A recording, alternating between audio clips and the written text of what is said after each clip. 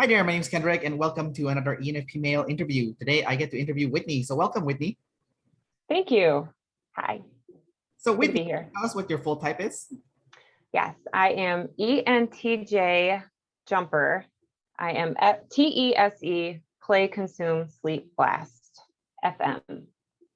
Okay, so you are the visual, which is the more rare sexual modality type. What did you think, and how did you feel when you got your results back?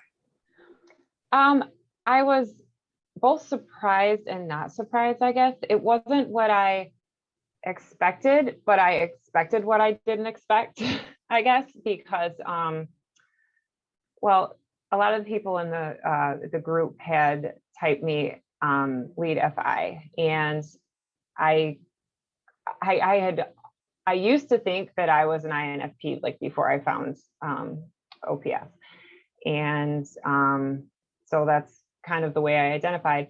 But you know, reading about OPS, I'm realizing that everybody types themselves upside down. So I'm like, well, I'm probably not an INFP. And I started to see more and more that I actually probably am TE.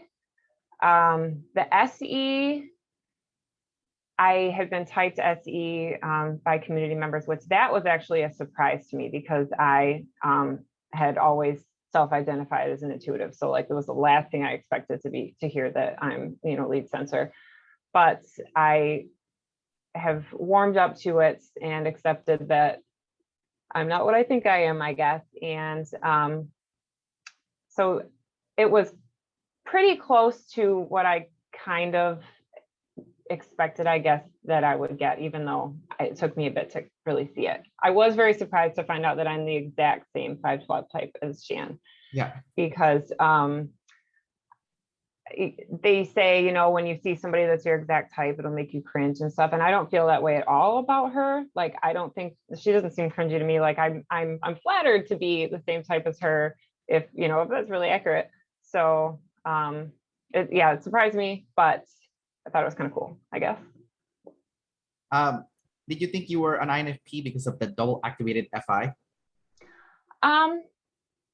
Possibly. I actually, so I originally thought I was an INFP, and actually right before I really started getting to OPS, I was physiotyped.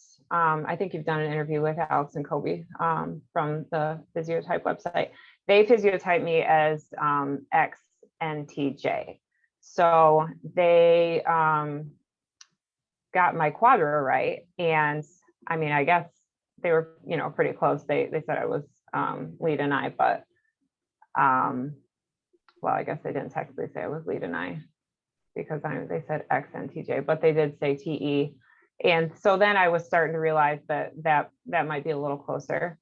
So yeah, it could be, that could be. Let's start with your first function, which is TE, and it's masculine TE. Let's start with the fact that masculine TE means that you perceive the tribe as aggressive or threatening. Talk about that, because that's very interesting. Because I have TE also, but mine's feminine, and I see everyone as friendly. So I think that's kind of interesting. So talk about that. Okay, well, I guess I do spend a lot of time kind of processing like people being not so much like mean to me, but like, I guess, let's see, how do I put this into words? I feel often that people are very self-absorbed and self-centered. And I guess the whole, they say that the DEs are like narcissists are like a big deal to them. And that is, I think, something that I think about a lot. Like I'll see somebody and I'm like, oh, you're such a narcissist. I guess in general, I do feel like it's kind of like me against the world in the world is threatening kind of way. That's like something I haven't really totally processed, but now that you actually say it out loud, I can see it. I can see that I'm scared of, not so much scared, but people are threatening. I find it funny that I was not expecting to be lead play because I don't like to interact with people very much. I do like to, I guess, people that I'm close with. I like to have close, deep connections with people, like some people, but I don't like seek out, like, I don't like to talk on the phone. I don't like to have like, I guess, surface level interactions. I'm not comfortable with people that I'm not very familiar with. Stuff like that, I guess. Gotcha. Um, the other joke with the masculine DE is that because you perceive the tribe as aggressive or threatening, the funny thing is you are the one that is aggressive and threatening to people. So talk about that. Like, have you been accused of being like aggressive to people before, or being accused of being like, bossy or and whatnot? I guess like in my own personal family, my husband has told me a couple of times, like, you come off like not very nice sometimes. I guess I'm definitely not lead FE. I don't have FE in my sec at all, clearly.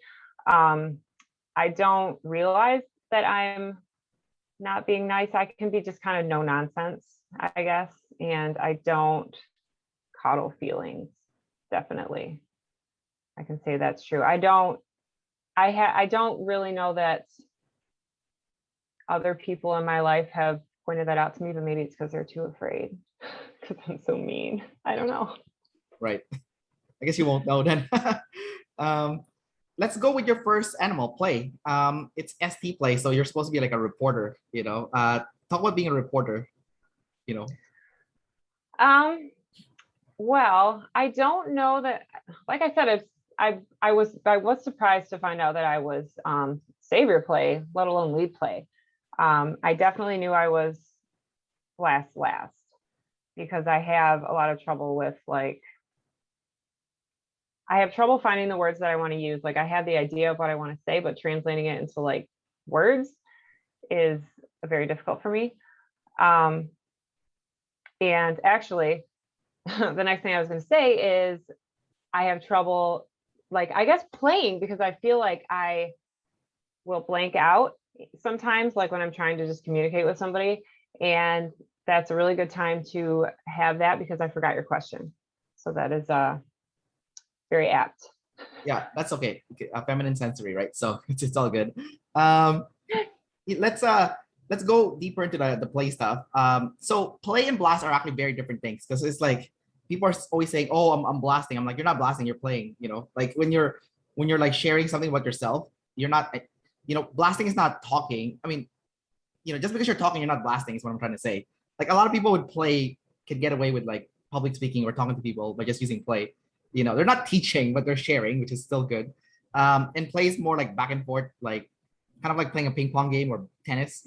I'm like saying something and then I give it to you, and then you add in your own piece and you give it back to me. So with those information in mind, I want to go with you being energy dominant, and energy dominant people are supposed to be very goofy. They like to play, and then you're also high play. So those people that you are close with, that do know you, are you that kind of person that's like very goofy, that does like to play and go back and forth with people? And like, what's your experience been like with that? Yes, I'm very goofy. I like to think I have a good sense of humor. And actually, that's the one thing that, like, I think my husband and I, what makes us such a good match is we have a very similar sense of humor. And I'm always like, like inside jokes and laughing at, this or that, or I I'm definitely the goofy one in my family too, like as far as like my brother, sister, my parents, like that part of my family. We are we're all pretty goofy. But I love to laugh and I love to joke, and that's a big part of my personality, definitely. Would your husband be an IP then? Because if you're an EJ, you tend to date your opposite, right? So would you say he's like the IP type? Yes, I think I'm almost 100% positive that he is lead DI. Do you have a guess on what kind of DI? There's like 4 flavors, right? Yeah, I really don't yet. It's hard because like I feel like I know him so well that I don't know him well enough to type him. I need somebody that's like more objective, I think, to really come in and type him. But we're definitely different. He's yeah, we're different. Okay, well, you're definitely typed correctly because you refuse to guess, which is like N, right? The intuition. So, like you just didn't want Yes, to. I do say I don't know a lot. I don't like to get I don't like to be wrong. I think that's kind of what it is. Like I pride myself on being very open-minded and I like to yeah, get all the information before I make a guess. So I can see sensory with that. And I do notice that I tend to give specific sensory examples just to make sure like I feel obligated to give like sensory to make sure that the person I'm talking to is like on the same page as me, like on the same wavelength. Gotcha. Your sensory is feminine though, so how are you gonna be giving sensory if you're like forgetting them? I am horrible with forgetting things. Like my husband, he definitely has masculine sensory, and I'm pretty sure he's actually lead sensory too, but he is he'll remember like any movie we've seen, he's like, oh yeah, blah blah blah, you know, tell me the whole plot, tell me who's in it, tell me what happened. And I'm like, oh, we saw that movie? Because I don't remember. Like I don't even really like watching movies because I have so much trouble like just following and remembering like what happened. I mean, I can follow it in the moment. Like when I watch a movie, I like usually know what's going on. A lot of times I have to ask. I'm really bad with faces. I can't, he always has to tell me who's who. If there's like characters that look the same, I will never be able. It's funny because I'm visual, but I'm bad with faces. But he okay, I just lost my train of thought. Oh, movies. Afterward, I can't remember like plot lines, details, like anything. I'm more of a documentary person. That's what I like to watch. Like I like the info. I can like usually well, I'll still forget stuff afterwards, but I find that more interesting. Like what kind of documentaries, like autobiography? Because it's like more people related. Um, that's a good question. I like watching like true crime, and like stuff that would be on like the Discovery Channel, like that kind of stuff. Not like animal really, but like what else do I like to watch? The stuff that is like I like watching things about like like aliens and or like just like stuff that could be like theoretically possible things. Oh, I see. So you're curious about the intuition stuff because Yeah, I guess yeah. I guess you always want to balance yourself out, and that's like the opposite. Yeah, yeah. My girlfriend is my opposite. She's type of she's an INTJ jumper, and she loves like trashy TV shows with like Kardashians and stuff where they're like really chaotic because she's not like that. Like she lives a pretty tame life. So like when she sees the chaotic stuff, she loves it, and she also loves those like fucked up TV shows where like a husband or wife will like hire a hitman to kill the spouse to collect insurance money. Like that's her favorite. Like That's like awesome. yeah. I guess it's yeah like I said the opposite. You're curious about the opposite side of the world. So I guess for you it makes sense that you like you're drawn to that other stuff, like the aliens and whatnot. Um, okay, so I want to ask you about your consume. So the consume one is very interesting because you're double activated consume. You're double activated consume, and it's SF, so it's like the cool stuff. So you're like, you're gonna be very interested in like the cool stuff like makeup and like looking good, what's aesthetically pleasing, things that are popular. So those are all things that you would be interested in because of the double activated consume.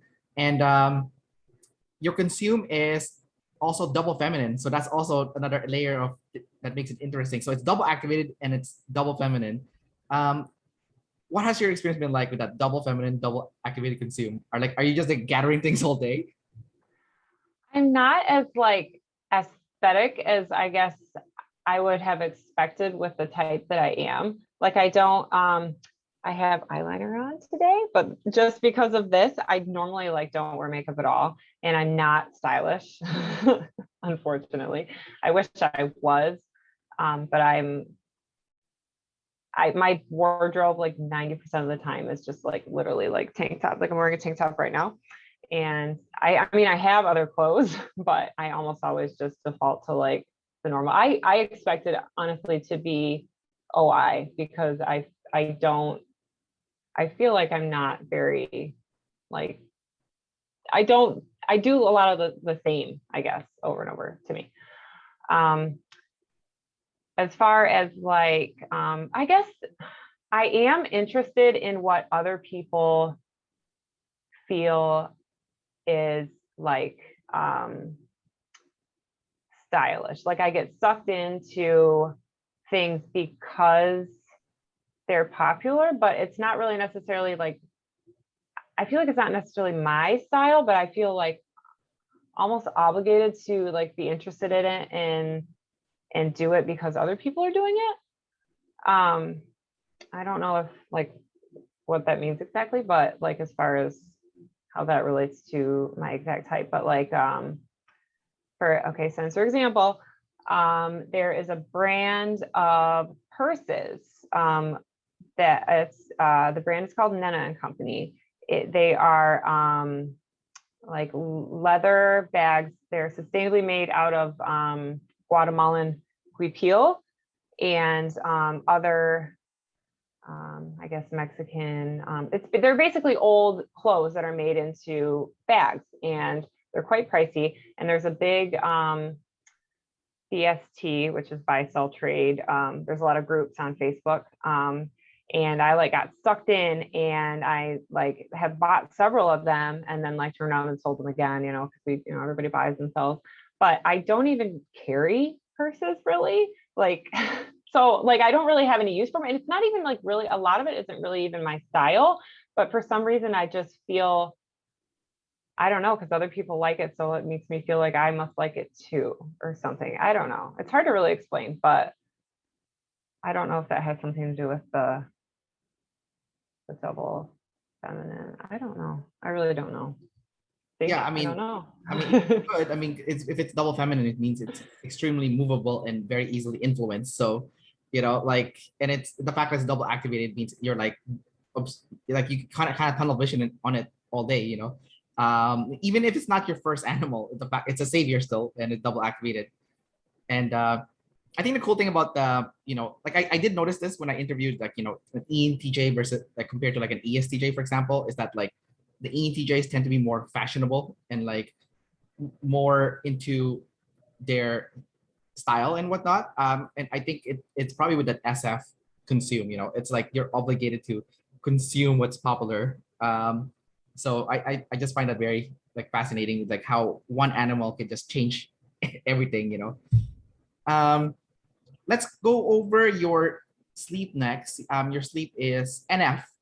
Okay, that's like I mean, people call it woo woo, but it has other used to it besides the woo woo stuff. So basically, NF is also what's the point? What's the purpose? They always say, okay, ENTJs love to argue for no reason, but you don't have NF last, so you will have a break with that. Like you can see the point, like you can like hit the brakes. I mean, I think you can. I don't know if you can or not. Like you'll tell me, but like you'll know it's like, okay, you know what? There's no point of fighting this. There's no like, what are we trying to do here? Like, what is like the big picture? What is like the goal, the mission, the purpose? So talk about that. Like, how do you personally use that NF sleep? I think because my NF is like introverted, that might be why I thought I was like NF savior, because that's like how I feel inside. And I don't like to argue with people, really. I'm not much of an arguer in general, but I guess a lot of my processing that I do, I'm either processing like tribe issues, like going over like interactions that I've had and like cringing to myself, or a lot of, I guess what I like to my happy place is a shower. I like to get in the shower at night and then just like kind of like let my brain go off. And I guess the way I describe it is I like to like just kind of like feel around in my head for like interesting thoughts and kind of see what pops up. I like to like talk things out in my head, like explain things to myself. For instance, like dimensions, like higher dimensional theory and how that would work. I'll think, okay, you have a point on the line, and then you move to a plane, and then you move to here, and then like how it would work to move to like, bigger and bigger dimensions, like trying to figure out how, like, just to make it like click and like understand it to myself. I'm like, I feel like I'm addicted to like those like light bulb, like aha moments, like when something clicks and like I understand. And I usually can't keep it very long. It kind of like floats away. But I really like and like thinking about like typing, like if I'm trying to, I'll start from the beginning and think about like how like the different coins go together. Like if I were to, reformulate the whole entire system, like how it would work. And I don't know, just a lot of like kind of, I don't know, I feel like it's kind of NF because I'm just kind of feeling through my intuition, sort of, I guess, I guess.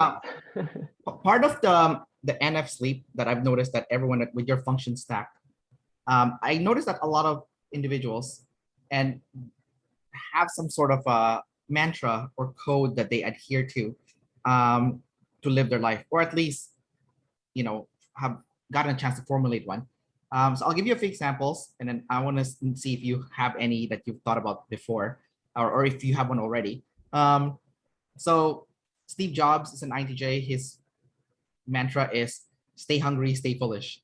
Which is a good mantra, I think, for his type, because that stay hungry means that take in more, which is like the opposite of IJ. And then stay foolish means like be willing to do stupid things. So I think that's a good mantra. Kamala Harris, who's an ENTJ, her mantra is be joyful warriors. So I think my guess is that TE comes across as harsh, so she'll add joy to the TE by making it a little bit more FE-ish. I don't know. Like I'm just guessing that's what she means by that. Jocko Willink, who's an ESFP, discipline equals freedom, right? Which is also a good one for him because he's an EP, chaotic. So now if he wants freedom, then he has to be disciplined. I can't remember any ISFP ones, but do you have any, have you ever thought about, a code or a mantra that you personally would like live by to guide your, to kind of check before making a decision? That's a good question. I guess I've never really thought specifically about, I haven't really narrowed it down to like, like a life mantra. Yeah, I'd have to process that. I unfortunately I don't have a good answer for you. I don't have one. Well, that's okay. But have you seen any like quotes that like resonated with you? Or like, wow, I'd like to take that on. Like, have you ever? Is there anyone that like you came across before that where you're like, wow, I like that one? Not really, honestly. I do have a bracelet that says separation is illusion. That is something that's always kind of like resonated with me because I feel that I really believe in like the collective unconscious. Like I feel like in some way we're all connected, which isn't really like the way, my way to live my life. But if I had to narrow down on like one thing that like really resonated with me, it would be something along those lines. There you go. You have it. Like you like every time I interview someone with your like function stack, they're like, I don't have one, and then they'll tell me one. Like I'm like, okay. So yes, I do. Yeah, and then you were very NF2 when you explained it. So there you go. Like there, you do have one. Um, so here's the next interesting one. Let's talk about your last animal, which is blast. Now the weird thing is your blast is your first two functions. So I'm gonna guess if you actually get a chance to get going with it, it's actually pretty good. It's also double masculine. So what has your experience been like with like double masculine NITE? Last. Well, yeah, it's kind of weird because like, I'm lead masculine TE, but then I'm blast. So, okay, this is totally unrelated, but I typed out 3 pages of notes about each little section in case I started to blank out and went over them several times. But so I'm going to check right now and see what I said about that. hold on. Dun, dun, dun, dun, dun, dun, dun, dun. Like I feel like being masculine TE, I feel very responsible to like do things, to like be in control of like making sure like things work, you know what I mean? Like making sure it works. But being last, I don't like to actually do it. You know, like I feel obligated to, but I hate it. Like I don't like responsibility. I want somebody else to do it, basically, like whatever it is. But so it's like I'm being pulled in two directions at once. Like I have to do this because I'm the only one who's going to do it right. But at the same time, I don't want to. I shouldn't have to be responsible for this. It should be somebody else's job.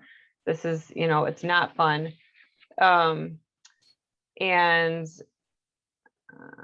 I don't know if this is last, but I feel like my default mode is just, I basically operate under the assumption that like everybody already knows what I know and that I don't feel obligated to like explain things. Like, I feel like if you don't know, then like, you know, fuck you, that's your problem, I guess. And I don't know if it's a little bit of like the FI self-amusement, but like, I'm always like throwing out like inside joke things, you know, like making references to stuff that the people I'm with probably don't know. And they probably just think I'm crazy, but like, I don't care. Like, it doesn't bother me just because I don't know. If you don't know, then you don't know. And that's your problem and not mine, I guess. And I didn't totally hit on your answer or the answer to your question because once again, I have kind of forgot, like I went off, I made a wrong turn back there and got lost. You channel change. So, yes, I suppose I did. Well, let's talk about that channel changing thing. So when you were giving me your answer, you said that you shouldn't be responsible. Like you feel like you would be the best person for the job, but then again, you also don't want to feel responsible. So I feel like because you have double activated consume, you are like the most EP-ish of all ENTJs. That means, you know, the typical EP would be like irresponsible, unreliable, you know, chaotic, channel changey, you know, all over the place, scattered, you know. Like those are the bad stuff. Obviously, there's some good stuff about being an EP as well, but like I'm just talking about the bad stuff. It's fun to make fun of EPs, you know. So what has your experience been like being like a very EP-ish EJ, you know, like very chaotic and, you know, scat? Yeah. Yeah, I probably do default to being like pretty chaotic and scattered. I've been trying to be more like not that way, like trying to just like get a hold of my life and just get things organized and get my life organized. I am a stay-at-home mom, so I basically kind of do like everything, you know, like around the house, and I'm like always doing household management tasks, and I do not like them. See, I'm like way off again. I'm not even answering your question at all. Channel change again. Jeez. And I still can't see. For someone who is lead play, I feel like I'm very bad at it because I can't ping pong. You know, you tell me something and I start on the right track, but then I lose what it is that I'm supposed to actually be answering. I'm not good at listening and processing, and I'm not good at play. I have to work on my lead animal. You are doing play though, because you're pinging off me. It's just that you don't know how to answer because the feminine sensory is like messing everything up. Yeah, that's what. Okay, I'm gonna blame the feminine sensory. Yeah, yeah, that sounds good. Yeah, because like after I told you, it already flew out of your head, and you're like, oh, great, you know. That's why I wrote everything down, because I felt like if I read it enough, then I'll like be able to blast it, because I'll have it like, you know, like locked in and loaded and ready to just spit out. But it didn't work. It doesn't work. Yeah, I guess that's why you would rely more on goofing around with your play, because like you don't have to remember anything, right? You just be like, you know, just act stupid and have fun, and that's good enough, right? Like exactly. Yep, yeah, that's me. All right, let's talk about your masculine NI. So it's your second function, but it technically is like your super demon, alongside with your FI, which we'll cover again later on. Masculine NI means like when you do make a plan, you disrespect sensory to achieve that plan. because you tunnel visioned it so hard. What has your experience been like with that masculine NI? That's a good question. I definitely like I understand like the whole idea of like getting a plan and then just like the plan is like the important thing to me. Like for example, I originally when I started in college, I didn't really know what I wanted to do. And then I figured out what I wanted to do. I discovered like the perfect job for me, which is stenography, which is court reporting. I don't know if you're familiar. It's like the little people that, well, the regular size people that do the recording of people. They do, it's closed captioning or court reporting, or there's one other thing that they do. But the point is you have to learn, it's basically like a whole new language you have to learn, and you have to learn how to type on this thing and do it really fast. And I started a program, an online program, and then I got halfway through it, and then I had my first kid, and I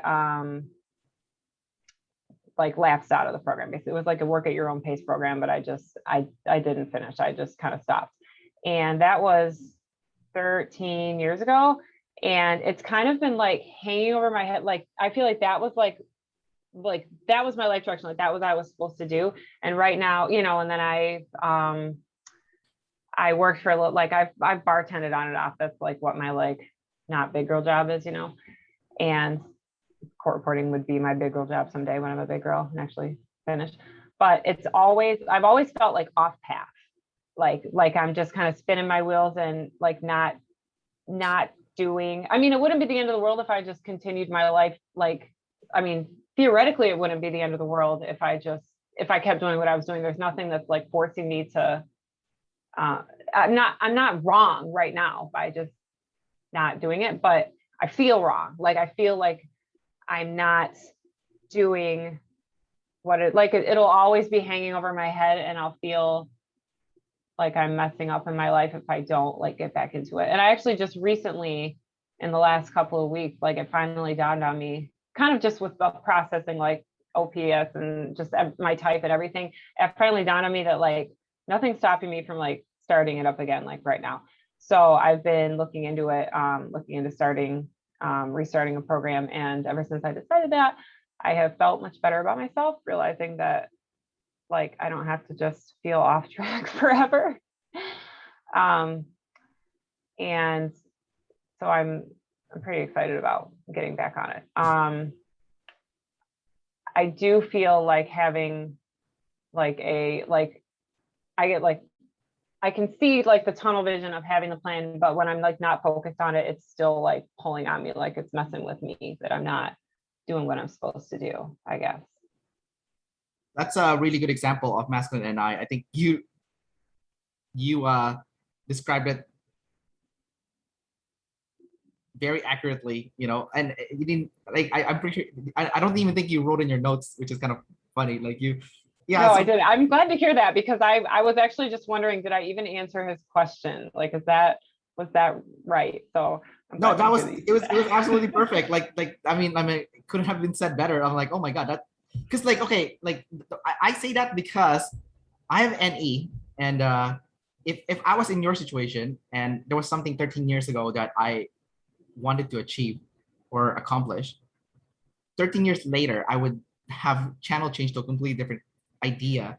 You know, I would not even think about that thing 13 years ago that I wish I would have done, you know, like I would have completely channel changed to something else, like to a completely different topic. Like you stayed with the same topic, you know, and it's masculine. So it's like you lasered in focus on it. Like even though you're chaotic, there is that like one area that you kind of tunnel vision in, and you explained that so perfectly. Like yeah, it's been 13 years. You're still thinking about it, and now you're finally pulling the trigger on it to redo it again. And I'm like, oh my God, if I was in your shoes and I was halfway done and I didn't finish it, I would just say screw this and you know do something else. And I'm not against to you know going back to school and learning something else, but to do the same thing again, no way, you know, like it's, so I think that's kind of interesting that you said that. I'm like, okay, that's very NI like, you know, like um yeah.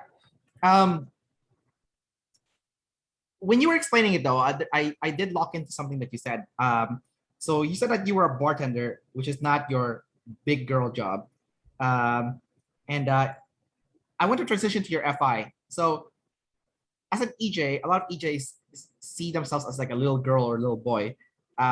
You know, talk about that. Like, what goes on in your head when you like think that way? You know, about yourself. I definitely feel like inside I feel like a little kid. Like I feel like I need that's so accurate. Like I need like an adult to like I don't know, I don't know if I mentioned this already. I think I did. I have, maybe I didn't. I have a lot of trouble making decisions. Like I don't like to be the one that is like responsible for like making decisions, even with like my kids. Like if like one of them asked me, hey, can I play video games? And I'm like, I don't know, because what if I say yes and then I remember that you didn't, I wanted you to do a chore and then I have to tell you to get off and you'll get upset. And I could just like go ask your dad. Like I get like overwhelmed with like decision making. I just wish that I could not have responsibilities and not make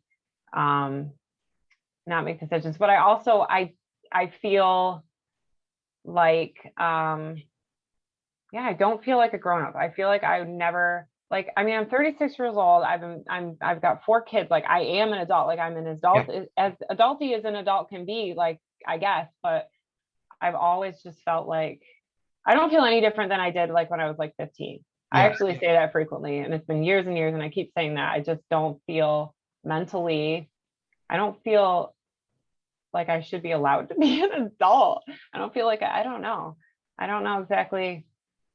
And something else about bartending that I have only processed since I've been, looking at the types and OPS and stuff is, well, my first job in college was I was a lifeguard, and I was also a bartender at the same time. I was a lifeguard. I was a manager, and then I was a manager at the bar. And then I quit both jobs when I got pregnant, and then with my first, and then I ended up going back to work to be a bartender again, and then I was the manager there too. But what I realized later on down the road, more recently, is when I don't really actually I don't like people. Like I said, I like the idea of, like, when I was a kid, I thought that lifeguards were cool, and I thought that bartenders were cool, and I thought that like the person in charge was cool. So I guess like sought out those jobs because like that was my idea of like what's cool, but it wasn't necessarily what I actually liked. Like I would probably never go back to like bartending. Like I like being the person that people look up to and think it's cool, but like the actual like job, like talking to, like, I don't know. It's like really, I don't know what I was thinking, honestly, like doing what I was doing. It's just not, I didn't really enjoy it. Um, That was cool. okay, there's a few thoughts that pop in my head like based on what you said. So first, I'm actually older than you. That's kind of interesting. I feel, and then second is like I don't even have any kids, so I feel like I'm like, oh my god, it was like when you were saying that you have 4 kids already, I'm like, oh my god, like I'm 37, I don't have any kids yet. Like, That's not a bad thing. That's yeah. not a bad thing at all. Second thing that popped in my head was when you said like you wanted to be a bartender and a manager because you thought it was cool. So I guess that's like your double activated SF consume that was coming into play. And Yeah, I guess there you go. I think you're right. Yeah, so there you go. That's like what made you made those 2 decisions. Um, the other thing that you said was making decisions is super hard for you, and like you get stuck. Um, I have like a quick story that happened to me yesterday that kind of made me feel bad for the pure EJs because I'm an EP EJ, right? Like I'm an EP first, so I'm still a double decider. So even though I'm play blast, like I'm doubling in on the TE, doubling in on the tribe, I am still like a double decider. I can still see my own perspective at the end of the day. So yesterday was I work in the fitness industry, and yesterday was the first day that the community center I work at reopened the spin class. So I'm a spin instructor, and it was gonna be the first day where I would be teaching spin. So I get it all set up and stuff, and we just finished a Labor Day long weekend, and I think a lot of people are not back in the gym yet and stuff, and I think COVID cases are going up, so people are scared to go to the gym too. So pretty much when I ran this class, the only person that showed up was my girlfriend. Which is nice of her to be supportive, and she signed up for my spin class. And I remember I was on a bike, and I still ran, I still taught it, even though it's just me and her. We just like, it was just a practice run for me then. I remember the whole time I was on the bike, I was thinking to myself, oh my God, what am I gonna say to the front desk people? Like they know that only one person showed up, and that one person that showed up was my girlfriend. And and I'm like, you like, and I'm feeling like kind of embarrassed that I'm like, oh, my class is not very SF popular. It's like only one person showed up for this spin class. And then, I mean, I could, and then after I went through a process, I'm like, oh, how am I going to explain myself to the front desk people? I did hit the brakes, and it took 30 minutes though for me to get to that point, because I'm still like I said, I'm an EPEJ, right? So I'm still like doubling down on people. After the 30-minute mark, I remember because I was looking at my clock, and I was like, wait a minute, why am I trying to justify what happened here to the front desk staff?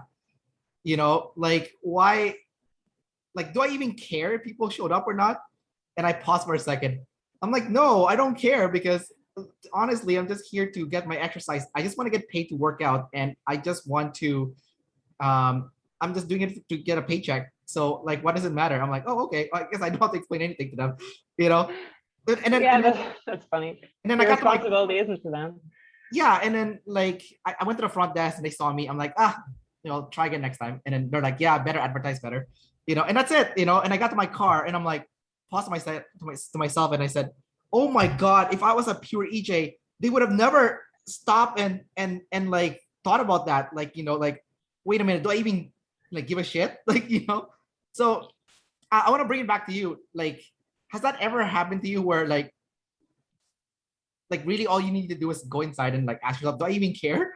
I don't know if you've ever got to a situation. I don't have any concrete example for you other than the one I just told of my own story. Okay. I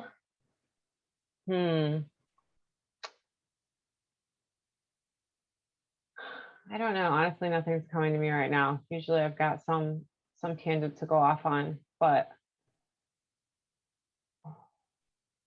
like, do you feel like you have to explain yourself to people? Like, if let's say let's say you were at work and you created a blunder by accident, and like now you have to report to someone. Do you feel like you care about reporting to the person? Yes, I do. I feel like somewhere floating in there is like the perfect sensor example answer, and it's going to come to me like later once we're done here. Yeah. Because you're saying this, and I feel it. I feel what you're saying, but so I can confidently say yes. I do often. I'm like figuring out how I can like explain myself away, but I can't come up with a sensor example. Well, I will tonight in bed. Yeah, that's okay. That's okay. We can loop back to that if something like flashes in your head. Like, you do have masculine NI, so I'm pretty sure something will flash at some point. Let's talk about your sexual modalities. So you are a visual tester. Let's start with the visual stuff first. So talk about learning by seeing or visualizing. I was a little bit surprised to find out that I was visual, because like, I don't know how much this actually is related to a visual modality, but like, I can't like picture things inside my head really. Like when my eyes are closed, I just see black, and I can't see anything. And I know some people say, you know, they can, like my husband can vividly imagine, you know, like a beach scene or whatever, but I can kind of like, I can think about it, but I can't like see anything in my head. But I am like, I open visually. I am very like I learned to read really, really young, and I've always been like a big reader, and I've done so much reading that like I have really good like spelling and grammar. Like I can pick out when something is wrong very easily because I visually recognize it very quickly. It like pops out at me. So as far as like words visually, I feel like I'm probably better than like the average person. I'm not like artistic as far as like drawing, but I feel like I could have been if I would have like tried to foster. Like I never took any art classes or anything. I am semi-musical, so I kind of feel like, I mean, that's like arts, I guess, kind of. It's not visual, but it's kind of connected in some ways, I guess, to being artistic. I'm trying to think of other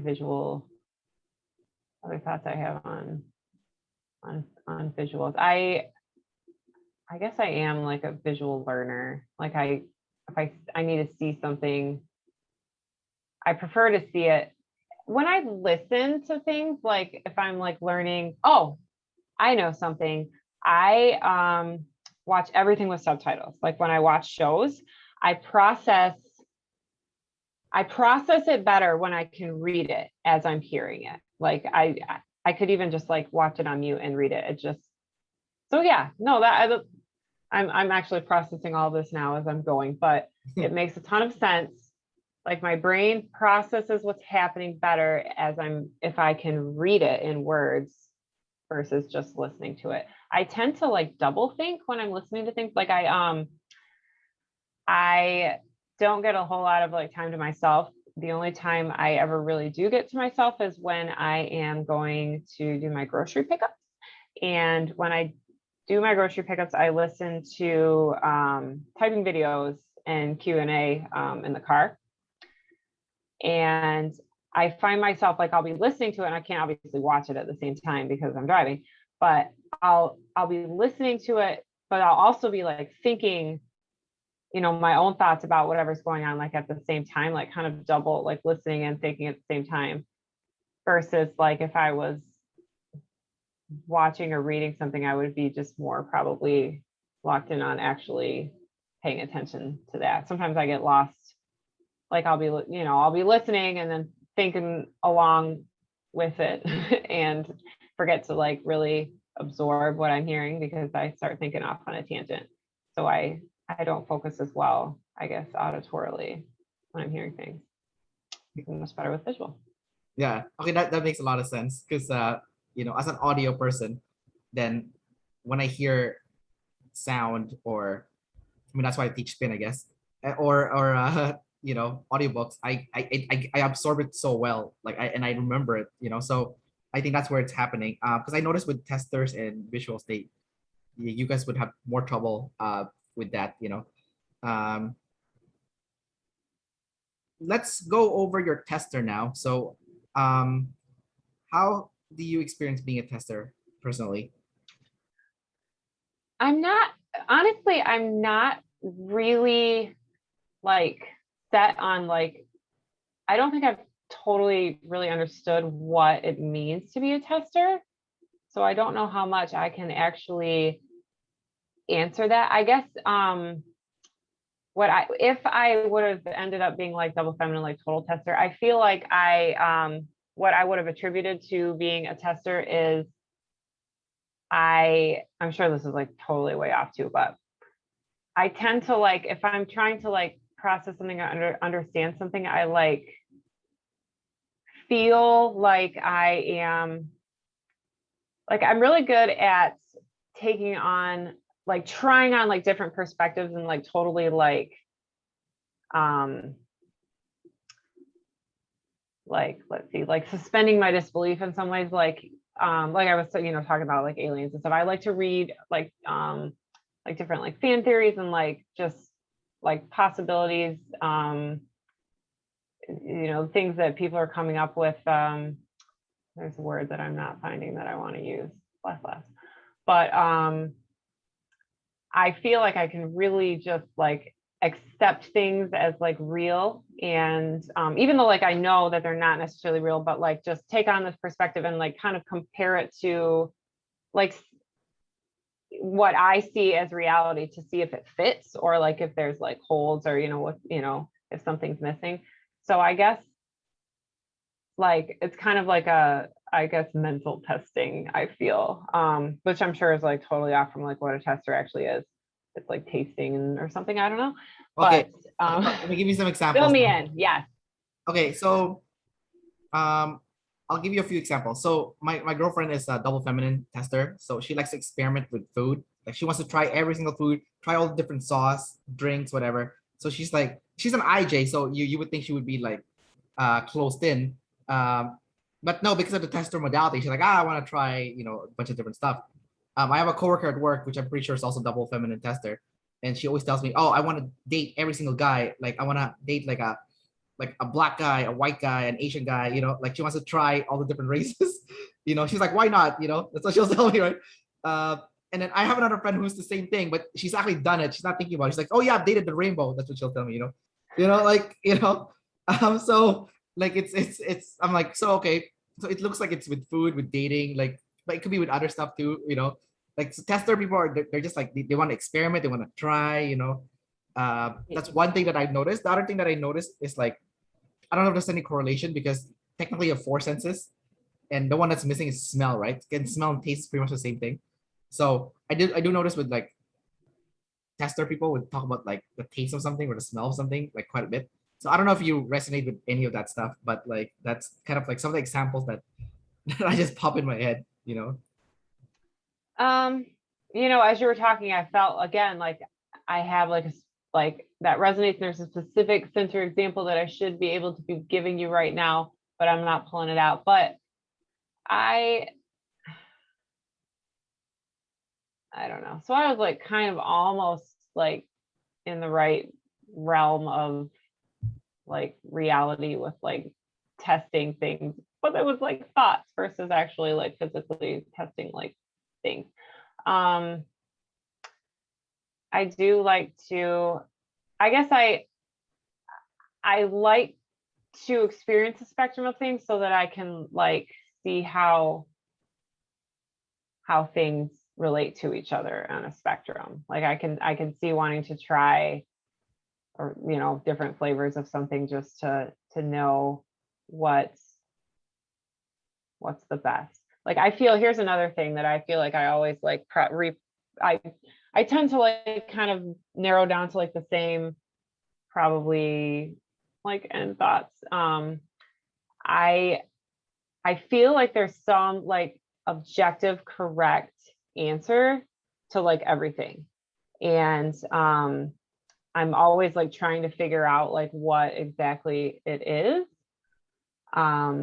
Like there's just like the best of everything, or is there something that I feel like there's something specific that I should be doing, or like there's like a right answer, and I'm trying to figure out like what it is. So like I can, like the whole testing thing, I can I guess I kind of relate the idea of me trying to figure out the perfect thing, like the right answer to whatever, with testing things to figure out what's correct. I guess it's more mental testing than just real life. I want to go back to what you said earlier.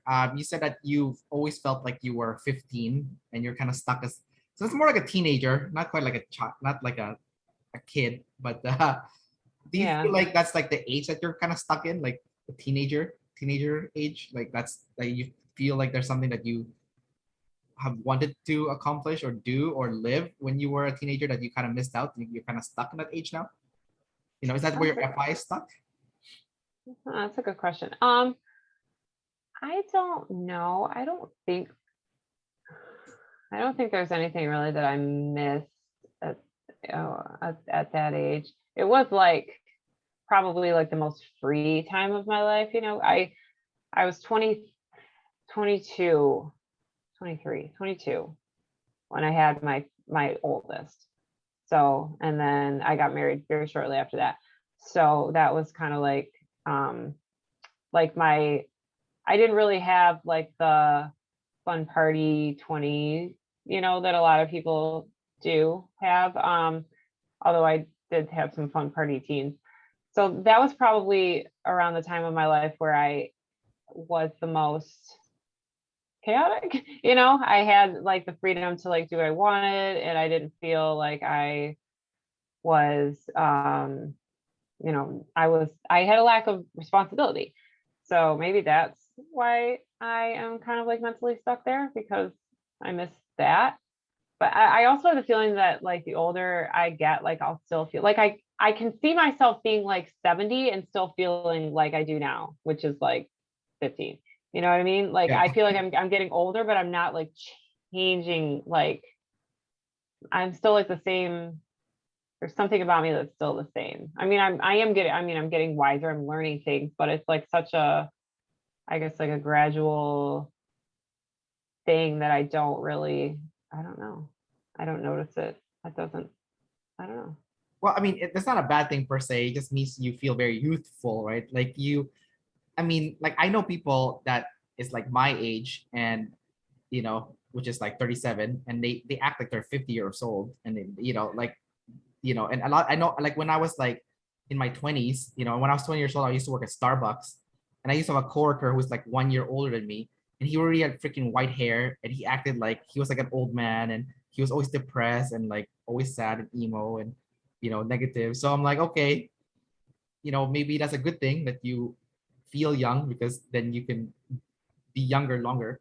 I mean, you also, I think you live life better when you feel young. So that there's a lot of benefit to it. So I think that it's a good thing, better than being the young person that's an old man inside, right, or old woman. So you know, uh, but it's kind of interesting how you said that that was probably the best time of your life, because you said that you felt the most free. I want to talk to you about freedom and control, double observer stuff. Uh, you're gonna be balanced with that stuff. And even though it seems like you look back fondly at that time period, you seem like you're okay where you are also. Like it's not like you didn't feel like you were stuck at it. Like you felt like, yeah, it was fun and I like to reminisce about it, but now it's also fine. Like how can you talk about like being balanced with that, you know, control and chaos? Yeah. Well, like I said earlier, I feel like, like I would have thought that hold on, I want to refer to my notes because I know I said something about control. Oh, I guess it wasn't exactly control. So I don't know if I should, this is a little slight channel change. I probably shouldn't go there. I'm going to go there anyway. Another one of like the things that I always use, like my life, like one of my, I don't know, like my life signature, like something that's always been like a part of me is like I'm really into like, I'm a big like saver. This is so far off from what you asked, so I'm sorry. I'll get back to it maybe. I have this like thing about like delayed gratification. Like I like my favorite time of year is spring because it's almost summer, and summer's like the best. I love like the time like right before Christmas, like Christmas Eve is like the best day because it's almost Christmas. And like in the morning, like before you open your presents, like that's the best time because once you open them, then like it's over and then like it's like no fun. I was the kid who always like everybody else would be done opening their presents and I wouldn't even want to start because I like the anticipation of like the excitement that's coming. And then once it happens, like it's over. I was like the kid who I save my Halloween, like I'd eat like the crappy Halloween candy, but like save like the good stuff, like candy bars and stuff for like 4 years until it was like white and nasty and I'd have to throw it away. Oh my God. I God. asked So gross. I asked for a chemistry set every Christmas and birthday from like 8 to like 13. And I never got it because my parents knew I would never open it and I wouldn't use the experiments, which is true. I wouldn't have. I never did get one. And like I would get like these really cute like notebooks and stuff, and I just like wouldn't write in them because like this kind of goes back to like the whole like there's an objective perfect thing. Like I wouldn't want to write them because there was like I wouldn't want to do like what wasn't like the exact correct perfect thing to to write. If I did anything else, it would just be like messing it up. So I put a lot of stuff off and like save a lot of stuff to for the perfect time or whatever, I guess. And I don't even know why I went there. I don't know I put that by my OI. Oh, it's okay. It's relevant. Don't worry. I hope so. I don't know. That's all I got. I control.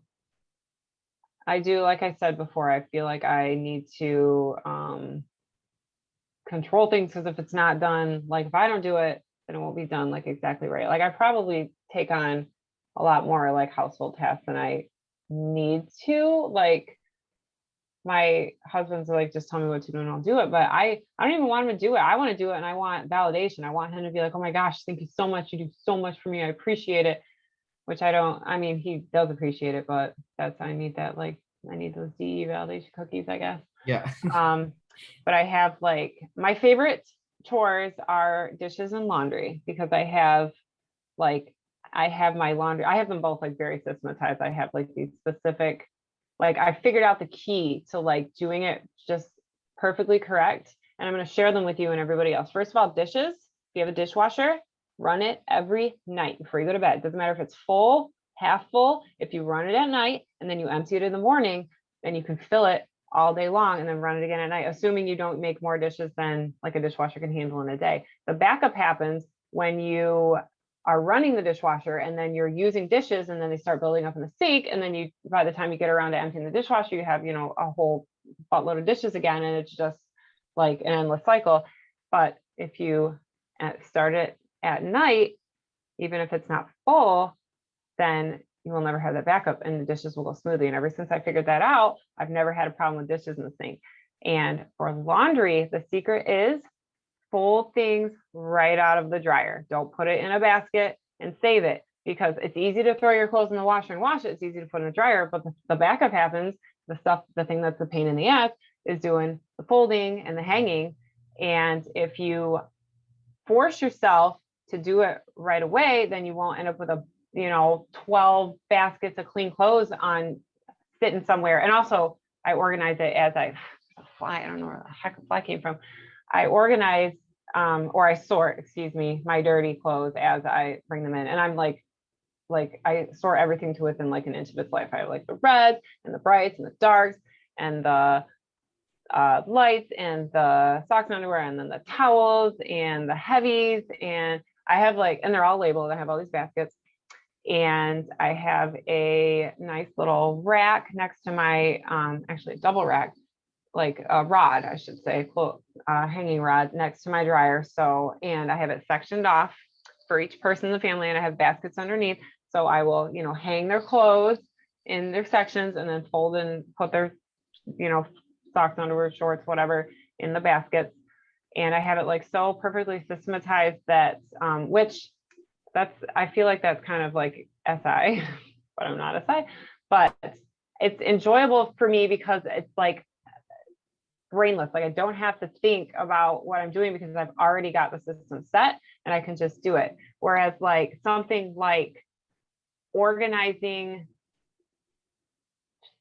like toys or like, I have a really hard time with like sorting and figuring out how to, which is, I don't know why, but like how I'm going to organize, or like if I'm like going through to get rid of stuff, I'm like, okay, well, if I get rid of this, then that means, or if I keep this, I have to keep this too, but then I should probably keep this. And I don't really know like where to draw the line. There's just so many possibilities, which is actually I mean, I guess that's like OE. There's so many different things I could be doing that I don't know what the exact correct answer is. And I need someone to either tell me or I just can't do it. So I guess that's kind of semi-relevant to control and chaos, but it's something that I tend to think about a lot. I like to not have to make like subjective decisions. I like there to be an already figured out correct answer. And I like to just be able to like brainlessly do it. And that's my story. Yeah, that's a nice ST report that you did. So that's definitely a reporter talk. But you did blast though. You threw in some blast too. Like you gave some reasons in between. So especially with the dishwasher stuff, that was some good blasting. Although like some of the stuff that you said also, I was thinking, I was like, I don't think I'll ever do that. But like it's but like I guess maybe someone out there might. Yeah, I hope one person will feel good. I mean, it sounds like it's like a system for like SE people, like, but it's I can see how it would work, for a lot of people, like especially if you have SE. The other thing that you were talking about earlier with like the stationaries and the chemistry set that the chemistry set that you never got, and the stationaries that you never wrote on. I feel like that's like a symptom of blast last, because like blast people, they have like an imagination of like the perfect way to do something, but in reality it's like a fart gas, like it's like, whoo, nothing comes out, right? And it's like the reality doesn't match the expectation of like what is in your head. I mean, it could if you practice enough, and I think that's the problem with blast last. Like you don't want to practice because it doesn't match up to your imaginations. Yeah. So I spent a lot of time. I spent way more time like planning out like how I'm going to do something, like the perfect way to do something versus actually like doing it. I wish I had like a quick example to throw in, but I'm drawing a blank on something specific. No sense or example. But yes, I get stuck in the planning stages of things, and even though it's probably wouldn't be, I mean, really, I know that you're supposed to just start and like do, step one version of something. Dave had a good video on it a while back, but way a while back. But it's really hard for me to do that. Like I definitely see my blast last. That's one thing that I was almost positive of, and everybody that attempted to type me saw it too. Because yeah, I just can't. I have a lot of trouble getting started on things. If it's not perfect. I have a few rapid fire questions for you, Whitney, and then we'll wrap up the interview. So first one is FI. So people with introvert feeling tend to have a set of values that they live by.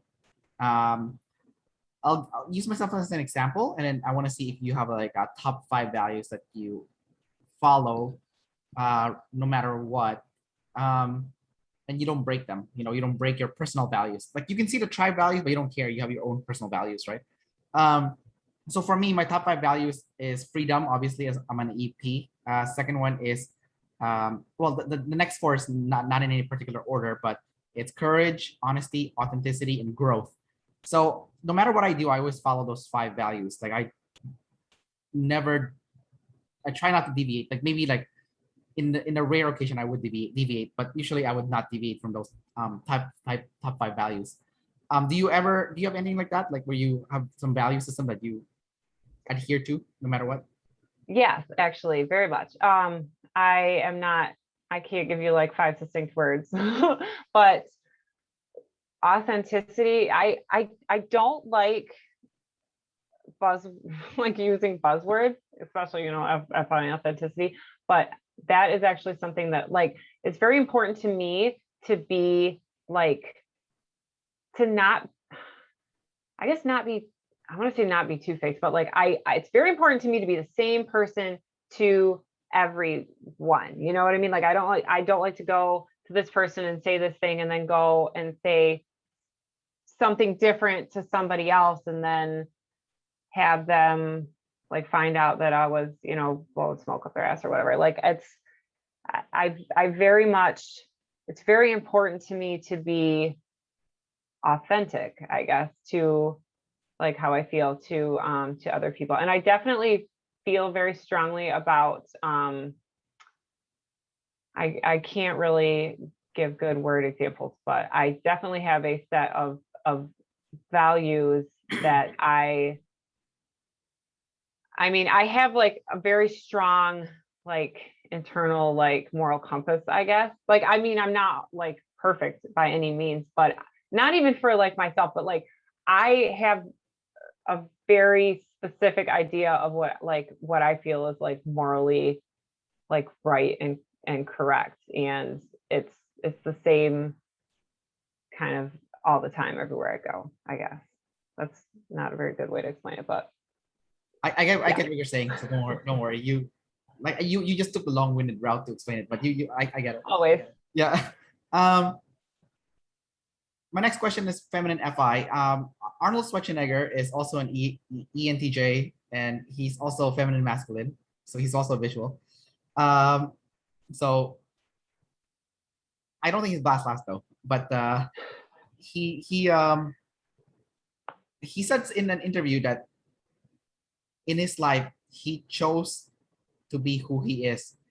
Like, it's not like you can be this one person. The authenticity explanation that you gave me for any given situation, depending on who you talk to. I think for him, it's like he chose a specific identity to be, because I guess with feminine FI, it's not like who you are, but who you want to be, and you can choose because it's flexible. So has that thought ever occurred to you where you can choose your identity and you can like pick the one that you want to be, as opposed to the one that you are? Like, I don't know if that makes sense. Hmm.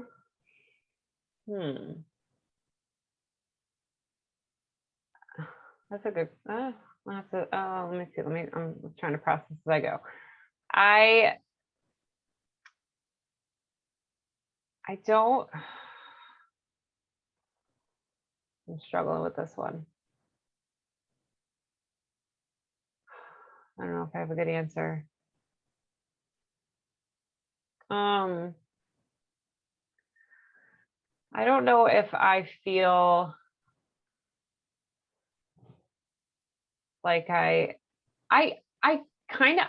do feel like I am like not, I mean, I try to be the same, try to be authentic, but sometimes I don't even really feel like it is me. I'm just like being somebody. So like, I guess I kind of understand what he's saying. Like he chooses to be like somebody. Like, I guess who I am, I'm choosing to be, but I don't really know if that's like really who I am. I don't know. I've kind of struggled with like identity before, like who am I really? I'm being a person, but is that who I is that who I am? That's who I feel like I should be, but is it me? I don't know. Okay, this is the perfect lead into this question then. As an EJ, your biggest tidal wave would be an identity crisis. So have you ever had an identity crisis? And can you kind of share a story of the identity crisis, like what happened? I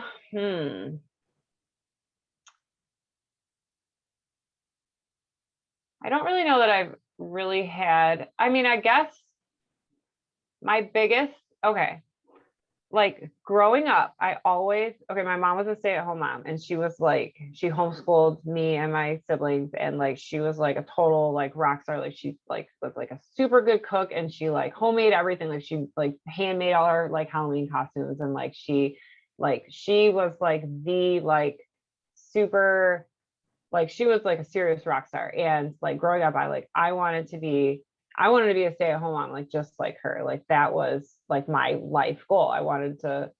That's what I wanted to do. And as I got older and like, I got pregnant, I got married, and I was like a stay-at-home mom. But then I realized like I'm not good at this. Like this is not like I'm not a good cook. I'm not like organized enough to like be, I mean, there's parts of me that I'm like control freak in some ways, but I'm not like, I'm just not that person at all. And I've struggled like a lot with like feeling like guilt, like I'm not good enough because I don't measure up to like her, even though I know like everybody's different. I'm like not like a bad mom, but I don't feel like who I thought I was gonna be, I guess, in a way. So like I've struggled a lot with like the guilt of feeling like I don't measure up, I guess, like I said. And I feel like my thoughts have like left me in the dust kind of. And I can't really wrap it up to a succinct end, but and then I kind of forgot the question again too, so I'm off. That's okay. I wanted to add on something to it anyways. So the other EJ problem is like self-loathing. So have you ever had self-loathing as an EJ? Yeah. Are you talking like self-loathing? Like, will you give me a little more like? I mean, it depends. Every EJ has like a different story. So some has self-loathing, like they hate themselves. Some of them have a lot of feelings of resentment because they did something for other people, but it was never reciprocated. And it was never reciprocated because the other person never asked for that help. You gave it to them, and then they never gave it back to you because they don't even care that you gave it to them because they never asked for it. But then you feel resentful. So what you should have really done was like just do something for yourself that you would have liked, and don't rely on other people for happiness. And that's like a cycle of resentment. So I don't know if like any of that stuff, you know. And then the other one is identity crisis, which you kind of talked about already. So does any of those resonate with you? Okay, yes. I'm gonna kind of like, maybe not exactly, but like side road.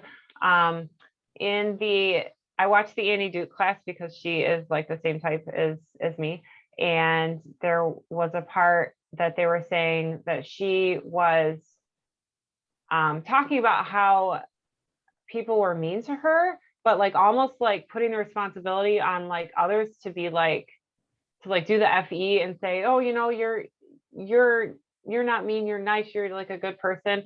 Like I often feel like I will like explain, like I'll have feelings about something, like I'll think this is not fair. Like I understand the Pharisees thing too. Like this is like so not fair to me. Like it's clearly objectively like not fair. But I'll like explain things in like I'll try to be like a very diplomatic when I'm like explaining things, but I'm thinking everybody should be able to read between the lines and realize that I'm the one getting fucked over here. Like even though I'm, you know, explaining it like it doesn't bother me, but it's clearly not fair. I feel now I gotta wrap this, tie it up with a pretty bow and make it make sense.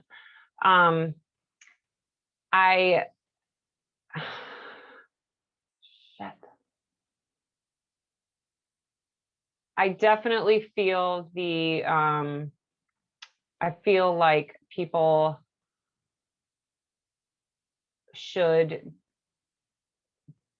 like, oh yeah, like kind of like they owe me something, but they don't like really, but I want to be coddled. You know, I want my feelings to be coddled sometimes.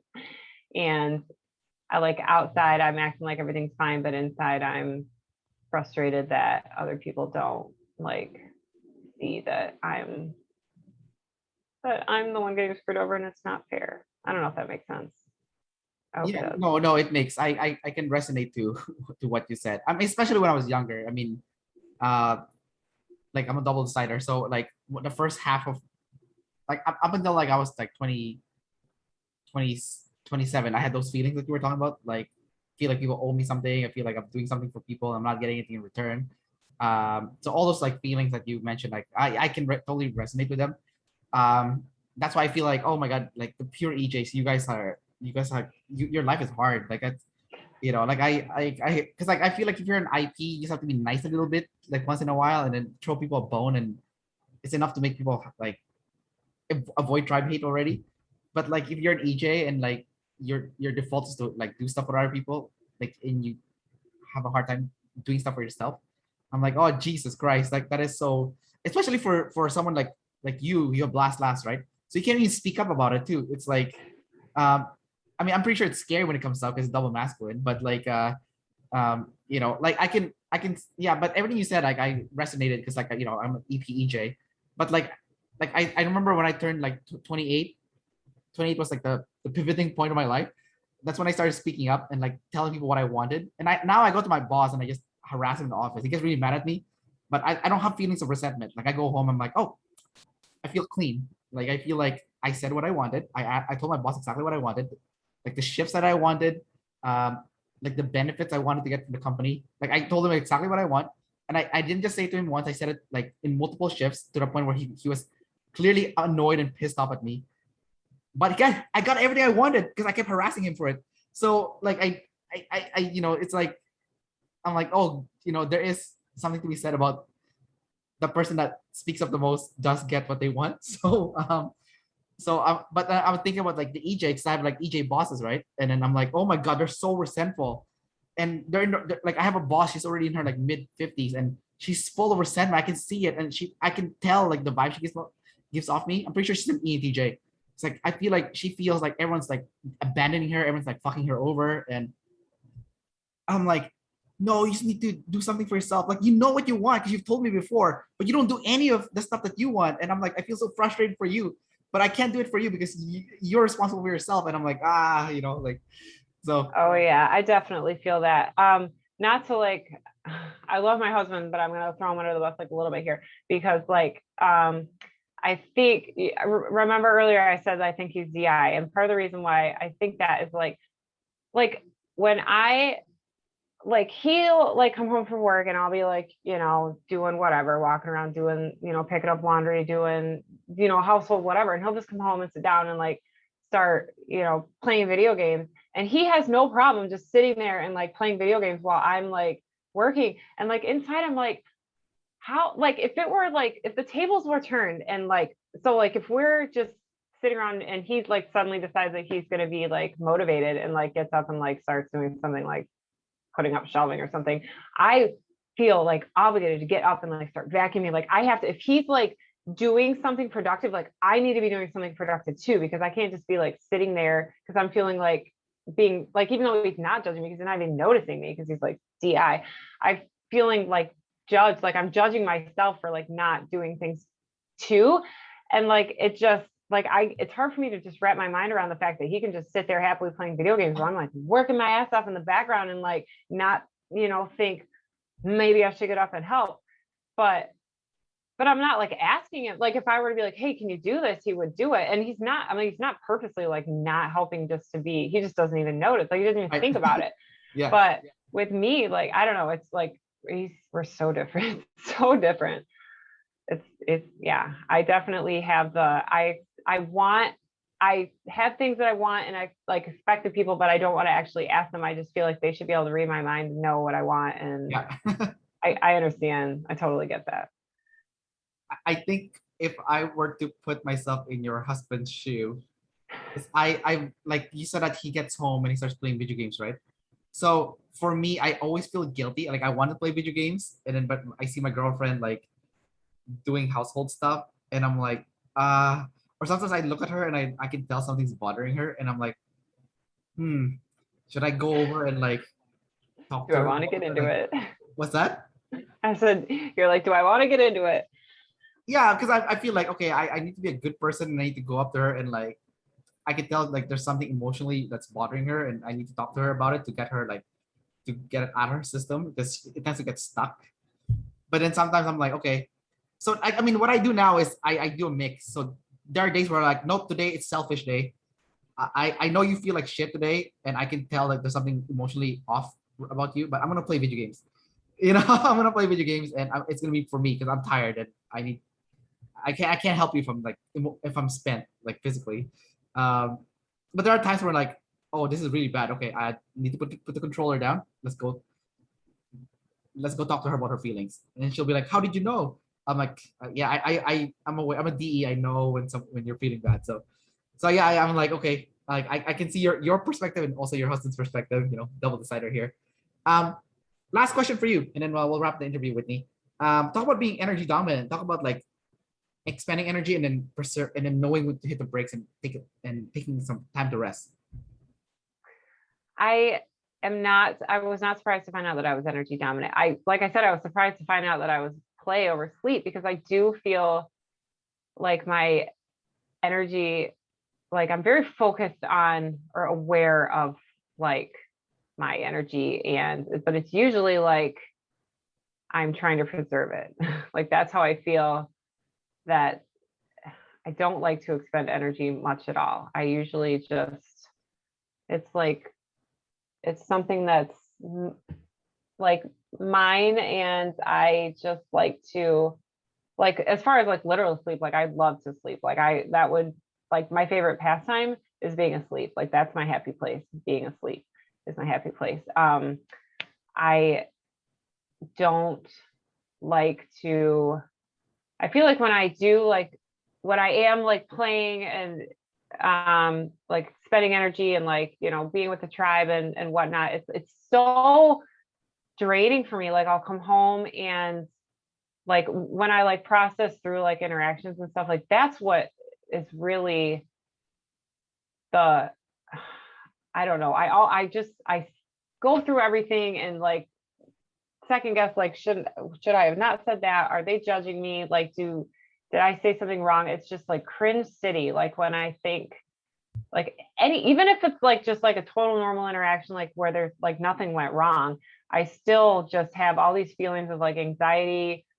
Like you know, they're thinking about me weird now, and I don't know. I feel whenever it's like a hangover, almost like a play hangover I have, like you know, like when you like go out and get trash and do dumb stuff and you wake up in the morning, you're just like, oh, what did I do?